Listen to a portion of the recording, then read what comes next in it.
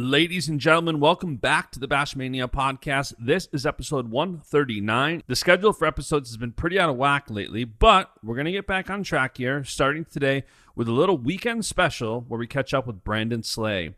Before we dive into a conversation with the Penn RTC head coach and Olympic gold medalist, I want to let you guys know that this episode is brought to you by our friends at Attack. Attack is a training app for competitive athletes that lets you level up with AI. Attack offers custom-built programs for you to reach your goals and guided workouts to execute the plan. Attack features all sorts of cool functionality, from their leaderboard and various ways to compete with your friends and foes to awesome technique and training advice from some of the best athletes out there. From Jordan Burroughs to Sarah Hildebrandt and Reese Humphrey, this app is loaded with golden nuggets and knowledge to increase your training and athleticism. The Attack preseason college showdown is also underway, and I hear Trent Hidley is just absolutely killing it. Be sure to follow Attack and Trent and others participating in the college preseason showdown and get an inside look at the app and those training with it. Also get tons of golden nuggets on their Instagram. They share nutrition and training tips, all sorts of good stuff. So follow them. They are attack.app on social, and it's attack.atac in the Apple App Store. Download the app, support Attack. Let's go. Brandon Slay back in the podcast for the first time since March of 2020. And it has been an interesting year and a half. First of all, how are you? I'm doing really well. I think you and I were just talking. This is the first time I've ever done a podcast while the Texas Longhorns were playing, or a podcast while college football is going on, period. Same. And for you being a Texas guy, it looks like they might blow this lead once again. It might be better that you're not paying attention to it. Well, that's why I'm willing to do the podcast right now, because I'm still frustrated and angry with their performance last Saturday against the Sooners. I just don't understand how you can allow a team to score 54 points on you with a true freshman quarterback. And I don't get and the number of Texas's back tweets that took place in an hour and they were like being deleted. No, they're not. Just kidding. Yeah, that's wild. But it's been an interesting year and a half. Let's start recently, I guess. We'll kind of maybe work our way backwards a little bit. You just got back from a trip to Norway. We were texting during that. You had such a good time. So I want to talk about that first. Our friend Jordan Burroughs, now a 5-time world champ, 6-time world Olympic champ, just weeks after tearing his calf, he captured senior level win 200, another world title. What was that trip and experience like for you? As a Christian, I use the term blessed a lot, and it really was, and I use that a lot because it's true. It really was. It was a blessing, and I think God answered so many prayers. Justin, just prayers on Jordan's calf being healed to the point that he could wrestle to his potential. Prayers on, Lauren was due to have their 4th child on October the 5th, and he was supposed to wrestle on October the 3rd, 4th. Nuts. We weren't supposed to come back to the 6th. So it was just tricky because he desired for her, to have the baby before we left, or clearly when we got back. And so thankfully she had Banner, their boy, 2 days before we were about to leave. We left on a Monday and September 27th, and she had him on Saturday, September 25th. And so that was special too. And I know, Jordan has a boy, 2 girls, and if you'd asked him, which I did, do you want another boy or a girl? And he just said he wanted another boy because he had, Beacon and 2 girls, and he'd like the 4th one to be a boy. And so for them to have a Banner on National Daughters Day, have a boy on National Daughters Day. Oh yeah. So it's just, it just made it just really exciting. And then clearly God answering prayers just for a safe trip over there, for the logistics and all the operations from getting to Oslo, to the hotel, the food, the training situation, Team USA, just being locked and loaded to wrestle to their full potential. It was just, it really was. It was a blessed trip to Oslo, Norway. And, I would say too, that now Jordan and I kind of laughed about this. It's like, man, we love Norway now. Like we love Oslo, and it's really easy, right? When you win your 5th world title for him and 6th gold medal, of course, you're like, man, Norway's awesome. Right. What a great country. So, if you don't, and that's on the flip side, he's like, man, Rio, I can't stand Rio. Yeah. No, and that's easy. I'm the same way. But I become even more petty. Like that's worthwhile. I become petty with places, good or bad, based on experiences. That's about as good as it gets. And I'm curious for you, you know, I was just talking to Lauren actually about having her and Jordan on the podcast soon together, because I've obviously had them both on a couple of times. But I really want to dive more into, you know, we dwell on stuff sometimes for such little time in the sport. Like, oh, Jordan tore his calf. Wow, he's a great wrestler. And that's it. It's the end of conversation. And I really think stuff like that, like the adversity, overcoming stuff, is so crucial to really dive into, because that's what's going to help so many people. That's what helps tells a story. That's what helps other wrestlers overcome. And I'm curious to have them on the podcast and get their perspective. I want to get yours too. Going back to when he tore his calf at the World Team Trials, his doctor tells him, you know, listen, this is going to take 8 weeks to heal. What's your perspective as a coach? My perspective immediately was that thought that he had a cramp. And when somebody kind of pulls up like that, it's typically like maybe they're cramping. Yeah. But if I would say about 10 seconds after that, I'm thinking, well, why would he be cramping? He didn't cut a lot of weight. He's wrestled 174. Like I watched him, he stayed really hydrated. So it was like, man, I don't think it's a cramp. And then when he told me he heard something pop, then I knew it wasn't a cramp. So then there was just there's a scare there, right? There's a strong concern. And at that moment, you know, you look at the clock, and if I remember right, there's 51 seconds left. I think he was winning 4-1 with 51 seconds left. And I did my best to say it in a caring but bold way. It's like, you've already won the first match. There's 51 seconds left. You've got the lead. Clearly you win this match, you're on the world team. So in some ways it's like, look, I don't care what you feel right now. We got to get up and got to wrestle, give everything we have for 51 seconds. You know, we can talk about it after. Right. But that was said, you know, and again, in a caring way, but also honest way, to get him to realize, like, there's not much time left. You need to be courageous, you know, these last 51 seconds and finish this thing strong. And of course he did, to the point that, you know, he wins the match, but he couldn't walk off the mat. And I think a lot of people were like, man, he just ran out of there. It's like, well, number one, he didn't run out of there. He limped hobbled out of there. Right? He jumped on one leg out of there. And normally everybody knows him. If that wouldn't have been the case, he would have accepted his national champion, you know, world team trophy like everybody else. He would have probably signed autographs. He would have been really gracious like he normally is. So clearly there was a concern there. And that night was tough, because we soon realized that he couldn't put any weight on his leg. And then, you know, if you make the world team in June and the world championships are in September, you have that cushion time to heal. But you know, pretty quickly you start going through your brain, like October 3rd and 4th, September 20th.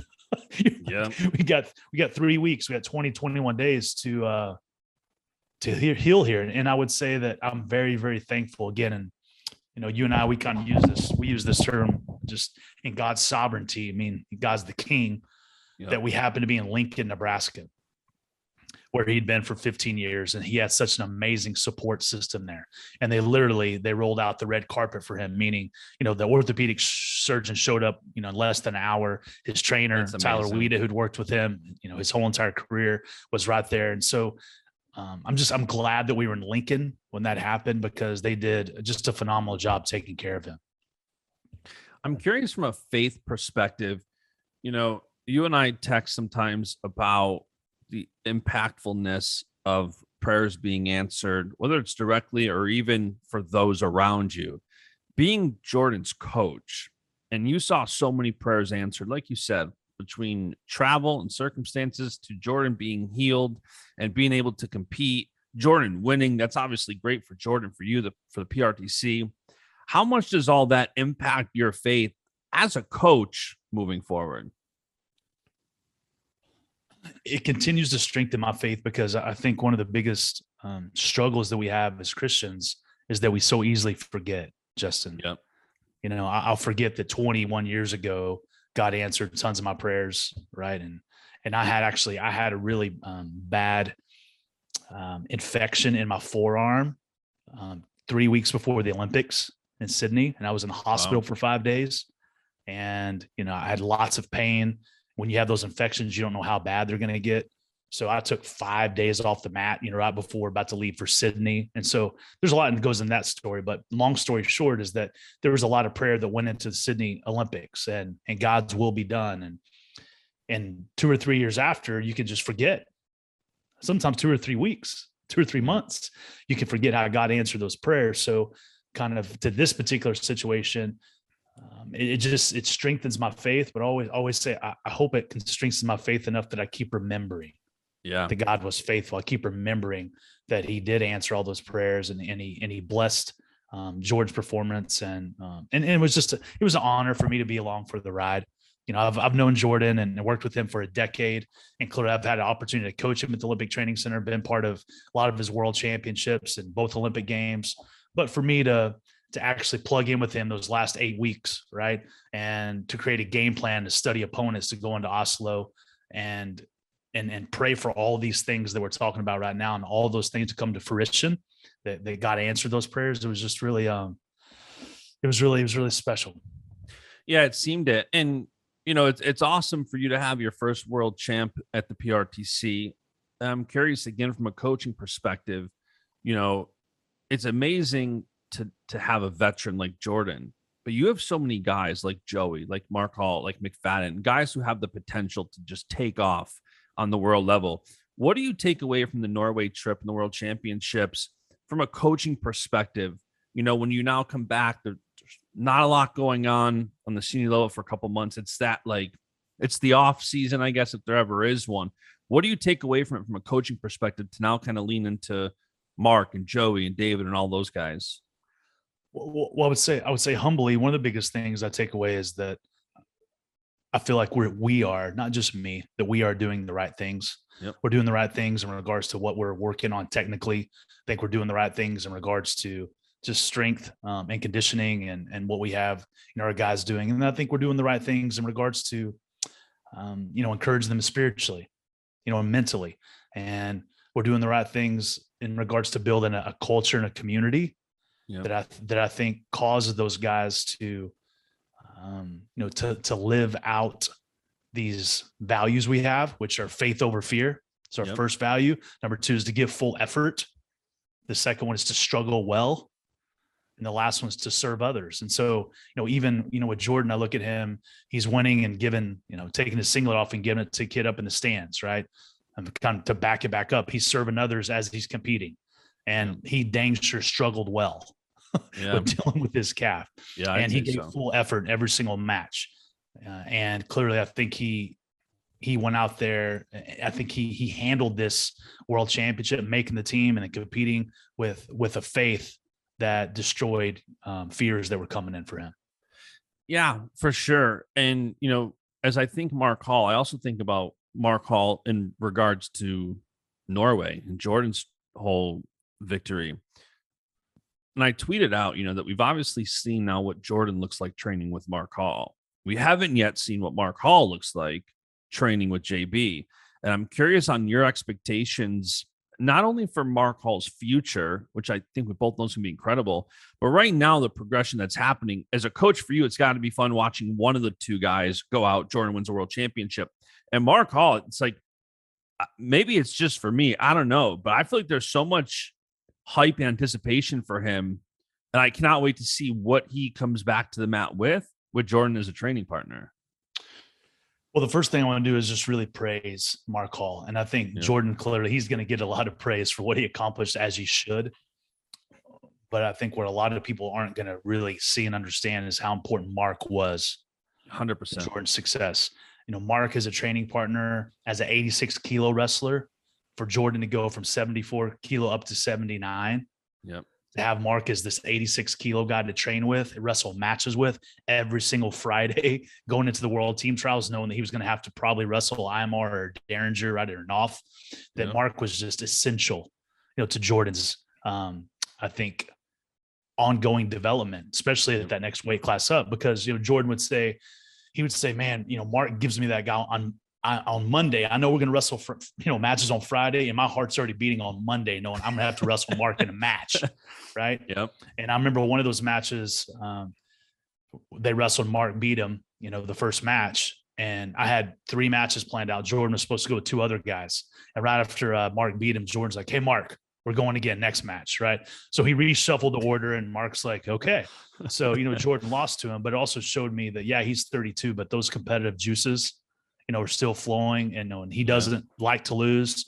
And again, Mark being that iron sharpening iron, that piece of iron for him, I think just really was huge for Jordan going to the World Team Trials, but it was also huge just going in the World Championships, having him as a training partner, and then going over to Oslo. Mark was, I want to just praise him a little bit longer because, Mark, they asked him to be a training partner, and a lot of people wouldn't have seen this either, but he was going with David Taylor, Jane Cox, Kyle Snyder. One day he went with Nick Wisdowski as a training partner. Mark did. He's wrestling with Jordan, whatever Jordan's asking him to do, he's there. One day he went with Yosef Hamida from Egypt, right? But he trains at the Michigan RTC, and he didn't have a partner that day. So Mark's jumping in and going with Hamida. Just how he handled himself. Again, back to that value that we have to serve others. Yeah. Mark just embraced that. And I was just really, really proud of who he was as a man, as a training partner over in Norway. Yeah. And so now that you said that, which I agree with all of it, what do you think about his future, his expectation from a competition standpoint? Well, so I do think he needs to get a little bit bigger. I don't think he needs to get a lot bigger. I mean, the guy weighs about 195. The weight class is 189.2, right? He doesn't need to weigh 210. Right. But I think if we can get him up to about 200, where he's just strong, fast, where he doesn't lose his speed, because sometimes you put weight on guys and they lose their speed. Yeah. Right. They're not as elusive. Their technique isn't as good because they put too much size on. So I think for Mark, just getting a little bit bigger. And then the challenge for us right now, right, as you know so well, I mean, you're tweeting out the schedule before most people are. That we don't have a lot of options right now. I mean, there's just not. I can't say, oh yeah, we got this tournament coming up, Justin. Then we got this tournament. Then we got this duel. We got this match. I mean, pretty much, October, November, December, there's not much going on. January is unknown. We know that we have this dual meet, right, against Iran in February. But besides that, there's just a lot of unknowns as far as competition. So I think as a coach, what I'm going to try to do is see if we could put together some type of a Rokfin card or a streaming match, whether it's with FCA Wrestling or the PRTC puts on the Summit 3, or talking to maybe, Kale at the Indiana Wrestling Club and see if they're going to put something on, but trying to find some opportunities for Mark to compete. Because I think, that competition is really important for him. But we know the last time he did compete, a lot of people, I think they didn't know this, but, Mark, that US Open he wrestled in, that was the very first time he ever wrestled in his senior US Open, and he won. Right. So, and he beat, Hidley in the finals, who won that RTC card at 86 kilo, beat a bunch of good guys. So I think Mark was kind of like, coach, but still, I mean, Trent, he's a college wrestler. And I don't think Mark was that excited about it. And I had to remind him, I said, Mark, Trent beat Drew Foster, who beat you the last time he wrestled. And Trent won the RTC card at 86 kilo, beat some great guys. So that is a worthy opponent. Not that Mark was saying he wasn't worthy. No, I think for Mark to win that US Open, I just think he wasn't as excited as I thought he should be. And I think after I explained things to him, there was a big smile on his face, and he's in a great place right now. Yeah. And I'm curious, you bring up the NLWC, and that was something else I thought about was, you look at a program like Penn State, and Penn State kind of took a route you see kind of often in wrestling. They have a lot of success at the NCAA level. Some of those guys stick around, have success, and now you're seeing NLWC have success on the world stage. It almost seems like the PRTC is doing that in reverse a little bit. Like now you have Jordan, who's a veteran, a world champion PRTC, and now it's like you're going to start seeing trickle down success to the other guys. Does that seem accurate? Yeah, I think that's accurate, but I think that's just where the college teams are at as well. I think Penn State was able to do that because they were clearly doing so well as a college team. Yep. Right. And when these guys are graduating from Penn State, they're naturally able to progress and wrestle for the Indiana Wrestling Club. I had respect for Penn Wrestling, Drexel, right? I'm an alumni of Penn and clearly really involved with Drexel's program as well. Those two programs, they're not, where Penn State is or has been yet. Yep. So we've had to do things a little different as what we call the Philly wrestling ecosystem. For us, it was making sure we had the right coaches in place from the RTC side, the college wrestling side. Do we get the right senior level athletes? And then we believe once we do that, that's going to help recruiting of both programs. It's going to help sharpen the college wrestlers of both programs. And then ultimately, I think, Penn and Drexel will start, you'll start seeing them on a positive trajectory of success. And then the plan is every single guy we have in the PRTC right now is not from Penn or Drexel. Yeah. Right. They're from Nebraska and Ohio State and Yep. Virginia Tech and Minnesota, right? And Penn State. But down the road, it would be wonderful. And the plan is that we would have Penn wrestlers and Drexel wrestlers naturally progress and wrestle on the senior level for the PRTC. So that's the hope. And as the Penn RTC head coach right now, as we just kind of talked about, I tweeted out earlier today that there's nothing till February, because I was looking at the schedules and I'm thinking, like, even if something pops up like a Bill Farrell or anything else, which is not on the radar yet, there's nothing really in the senior level. As an RTC head coach, do you just kind of focus on off-season development? Do you focus at all in the college season? Like, what's your perspective moving forward? Well, as an RTC coach, I don't really focus on the college season. Yeah. I mean, clearly we're going to be in there training, and our senior level guys are going to sharpen the college guys, but we're not making decisions for us based on the college season. We're going to make decisions based on what's best for these guys. And again, it's unknown. So I think we're going to have to be creative and create some things. We're going to have to create some matches, or, we may need to, I got some information from coaches over in Oslo, like the head coach of Georgia, right? Head coach of Mongolia, head coach of Kazakhstan, thinking about, we may need to take a trip and do some international training, with some teams overseas. If for some reason we don't have, and wrestle, matches against them when we're over there, like Friday matches against them, that if we don't have the tournaments to choose from here domestically or even internationally, then we need to be creative and still continue to progress. Because I think, use the term the Bill Farrell, like, we know that you can't really put that in Manhattan right now, because to go wrestle in that, you would have to be vaccinated. So that tournament's not going to happen, right? In New York. So you'd have to have that, I guess, over in New Jersey or, some other location. You could have it if it was outside of New York, outside of Manhattan. So I don't see that happening. I haven't heard of talk of any other tournaments. So again, we're going to have to create some opportunities. Yeah. I want to go back to the World Championships for a minute, because I just thought about something else.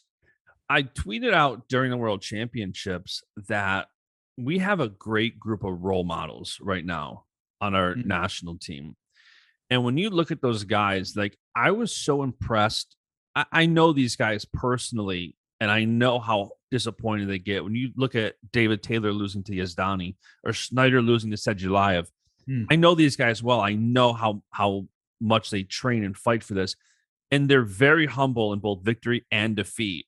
And I'm curious on your perspective, being there firsthand and watching it. Like, we didn't see any temper tantrums. We didn't see anybody doing anything when they lost, but accepting defeat. Did you notice that while you were there?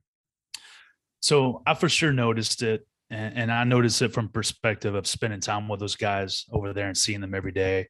Yeah. I think what a lot of people don't see is lots of those guys you mentioned, we had 2 different Bible studies over there. Jose Campo with FCA Wrestling, 2 different times he got a big group of us together and taught us about just prayer.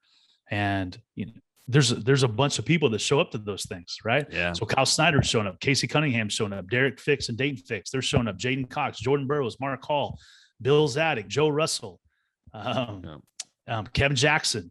And so we're sitting down at a table, Team USA, at the World Championships, and a couple different times, like, all those guys and others, sit down and pray for each other and encourage each other. And that really speaks to, when you talk about role models and character, that these guys, they really do. They live what they say. And if you'd say, well, how come? Why is that the case? And it's leadership.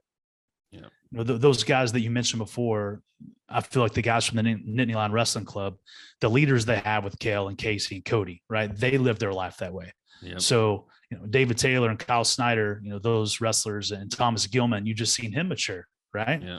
I'm not going to talk about anything necessarily from the past for him. I would just say presently, he's just really a class act, and he's handled himself with, with a lot of faith and character. And so the leadership of those programs reveals the leadership in the wrestlers that they coach. And again, that's why leadership matters. Community, culture matters. And if you're with the right leader and you're in the right community, in the right culture, then I think that it bodes well for you in regards to, who you are as a man and how you compete through victory or defeat. Yeah. And, as I was preparing for this podcast and this conversation, I was thinking about leadership, and I watched a video that I'd already seen that you put out, The Heart of Leadership, which is on the Penn RTC's website and YouTube. It's great for those listening. Go watch that. It's a 15-minute video on leadership. It's fantastic. It got me thinking about Jordan. And, when you look at him, when you bring somebody like him into the room, you've got guys like Joey, Mark, McFadden that are early to mid-20s. And then here you have Jordan, who last week celebrated his 8th wedding anniversary. 2 weeks ago, had his 4th kid. And, I know Jordan very well. We've been at each other's weddings. He's a good friend of mine. I love that family. He's the guy you want in a program like that. Have you seen the younger guys take that role of like looking up to him and him kind of, he's very much focused on competing. He doesn't necessarily take that coaching role, but I got to imagine a guy like that in the room is that natural leader that expounds on the community, the culture naturally, just by being there. He totally has done it naturally. Not one time have I ever said, "Hey, Jordan, after practice today, would you get the guys together and talk to them?" Yeah. "Hey, Jordan, after you get done with your match, could you lead them through some stance and motion?" Right. I've never had to say that one time. And organically, naturally, at the end of practice, he'll kind of look at me and go, "Hey, are we done with our part?" And I'll be like, "Yeah." And all of a sudden he'll be like, "Guys, stance and motion." He'll start leading them through it. At the end of it, he'll bring them all in and he'll start talking to them like a coach. But again, he'll always ask me respectfully. He'll say, like, "Is our portion done?" Yeah. Right. Which again, just shows me a lot of class in his part. And I'm like, "Yeah, we're done." And then he'll take over kind of being that player coach for a lot of guys. But that ends up impacting the college wrestlers. And you see a lot of these guys immediately, clearly, like, why would you not look up to him? But you look up to him even more when you see how he handles himself in the wrestling room, in the locker room, right? He's memorizing people's names. He's getting to know them. He brings beacon and aura to a lot of, practices at times, especially, when we have Friday matches or something, like they'll come in and they're part of our community now. And Mark Hall and Jordan Burroughs, and Joey, they're playing basketball with beacon and aura just in the room. And it's just, again, I think we're trying to create that family culture. And we're just, again, we're serving each other. We're loving each other, treating each other the way that we want to be treated. And I think a lot of the younger guys, they see that, in him, and it's been really special.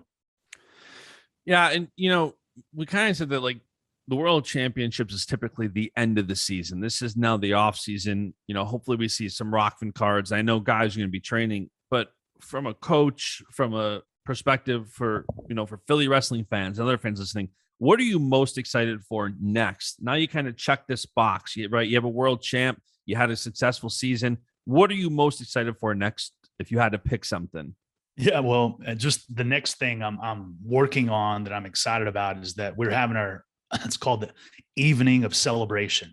Okay. So November the 20th, we're going to have it at the Study Hotel in University City in Philadelphia.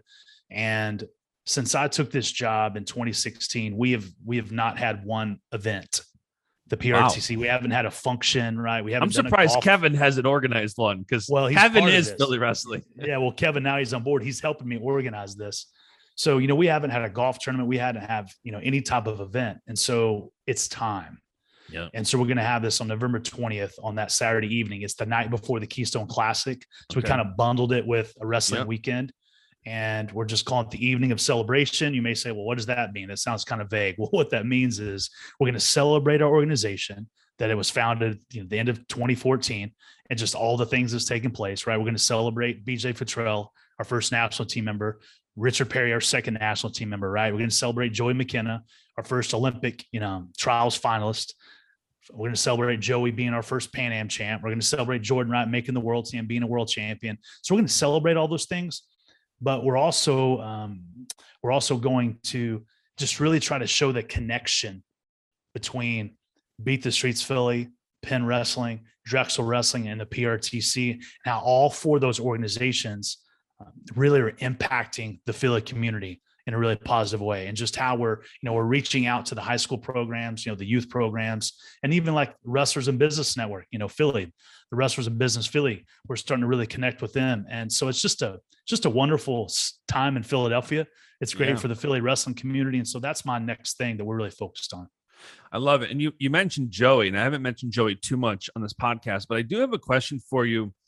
You know, success can often be hard to measure from an expectation standpoint, whether in business, whether as a coach. I'm curious, when you have a guy like Joey, who's one of the best 65 kilo guys in the world, and he's right there, how do you manage those expectations on, when there is success, that whether it's making a world team, whether it's not, but not feeling discouraged or not? Because there's guys that, I've said it a lot on this podcast. I won't tell the whole story, but I was never a very good wrestler, but it taught me so much that it led to success in other areas. And sometimes the success, it's very easy when not we, because I didn't, but I'll say you, I guess, when you win an Olympic championship, an NCAA title, whatever it might be, it's very easy to label that as success. But when you have a guy who's right there, and Joey's obviously, he's not even close to done yet. But when you have a guy like that, how do you manage your expectations on what success looks like? Well, first, you don't base it all on what happens on the mat. Yeah. I think he's done really well on the mat. Clearly, he was alternate to making the Olympic team. I mean, he just lost, close best 2 out of 3 to Yanni. A lot of people, and he wouldn't say it to anybody, but if you're really watching that match, that second match, he tweaked his knee pretty bad halfway through it. You heard him yell out, his face turned bright red, he turned down, and he just, he wasn't clearly clicking on all cylinders. Sure. That match. And so, and I think, Yanni, what you do in wrestling, you kind of smell blood in that regard. And he did. And, he started picking up the intensity, and, Joey didn't end up making the team. I think he was, his heart really hurt that night because he wanted to be, one of the first PRTC guys to ever make the world team. Yep. Right. He came up a little short that night, but he was really happy that Jordan did it. Right. And he became an amazing teammate to Jordan immediately after that, supporting him. And so where I'm going with this is that you don't base it just on what takes place on the mat. You base it on who are they becoming as a man? Who are they becoming as a leader? Are they living out our PRTC mission? Are they living out our PRTC values? And I'd say for Joey, every single person that I know that ends up meeting with him, that talks to him, they'll call or text me and go, man, what an outstanding man. What an outstanding leader. Like, he's one of the, greatest guys I've met in wrestling. And so I just hear so much feedback from everybody in regards to him. And then, I measure it based on what does Joey want to do after wrestling. I mean, we're doing our best to put him in a situation to apply to the Wharton School of Business and get his MBA. So we're already starting to work on that 3 years out. So, I mean, that's pretty amazing that a guy that great on the mats wanted to get his MBA from the Wharton School of Business. So also base that, success on that, right? His goals outside of wrestling. And then I would say from the spiritual perspective, Joe, he gets on a call with me on Friday mornings at 7:30 with all these 67 to 80-year-old guys. Jack Spates, he leads this Bible study. It's called Wrestling with the Word. I see him. He's faithful. He gets on that call. I know he gets on a call every Wednesday with Kyle Snyder for 2 hours, this discipleship call he gets on. And so I see, again, how he's growing, as a Christian, how he's growing, in his faith.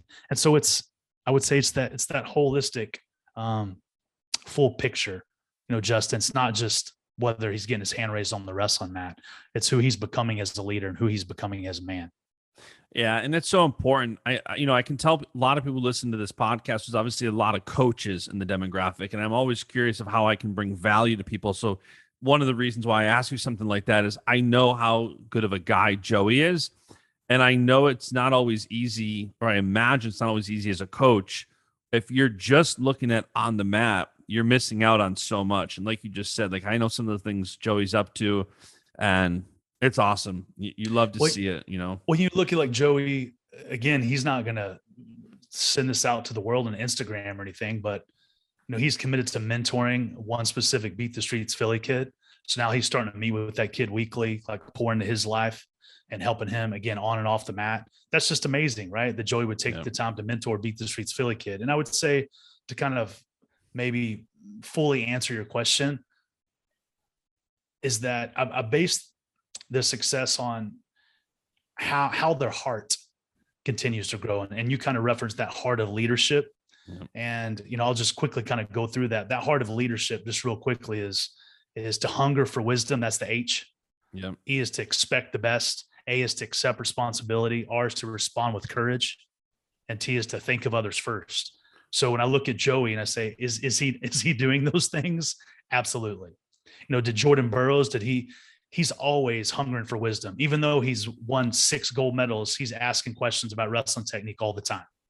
He expects the best when he walks on the mat. He accepts responsibility. When I look at the last 3 matches, right, that he wrestled before the World Team Trials, he was 0-3. Lost to Chamizo, lost to Kyle Dake twice, right? He didn't make any excuses. He's like, how can I get better? So he accepted responsibility. And then clearly going to the World Team Trials and wrestling in the last part of that match with his calf and going into the World Championship, he responded with courage.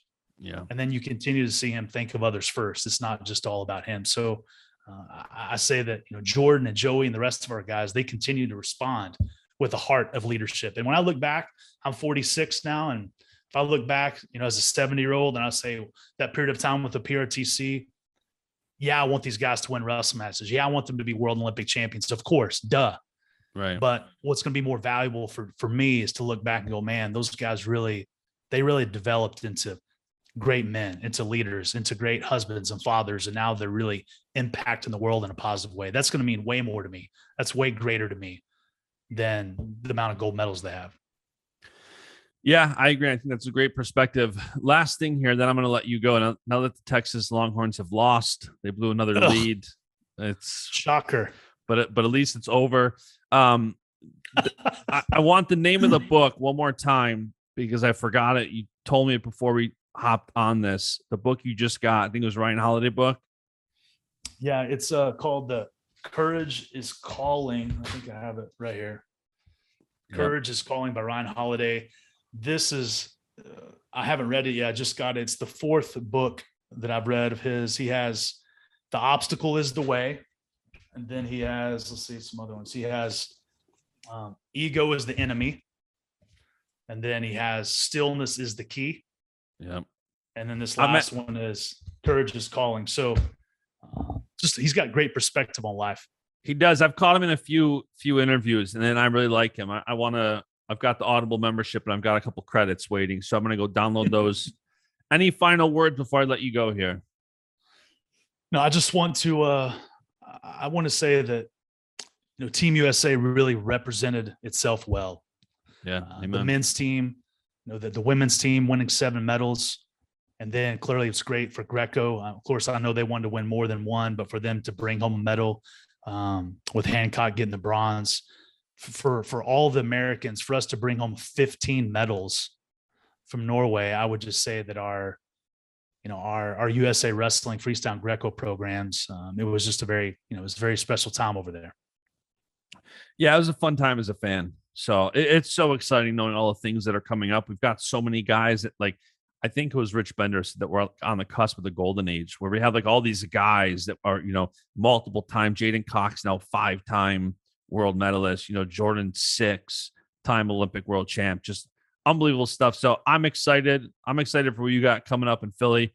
I might have to get to this celebration event November 20th. Sounds like a good time. If you can make it, we'd love to have you. I'll send you an invitation when we get off of Zoom.